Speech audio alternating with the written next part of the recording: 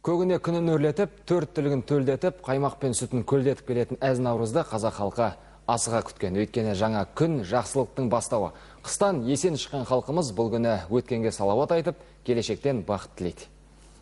Наурыз деген мен үшін бұл үлкен мереке. Өйткені бұл жаңару, күн мен түннің теңесуі, біздің бүкіл мұсылман халқының тойлайтын мерекесі. Әрине ол кезде біз барлығымыз бір-бірімізді құттықтап, наурыз көжемізді дайындап, бүкіл қазақстандықтарды, бүкіл мұсылманды ұлыстың ұлы күні наурыз мерекесімен құттықтаймын. Олысы оң болсын, ақ мол болсын. Наурыз көже пісіріп, сүреттен ет асып, қонақ шақырып, көршімізге барып тойлаушы едік осын.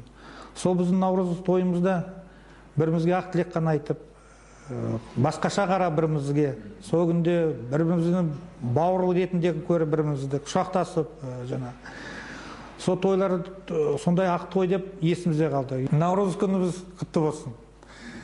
Осы күнде тілейтін халқымызға тыныштық болсын, халқымызда денсаулық болсын. Еліміз, Қазақстанымыз үлкен биікке көтерілсін.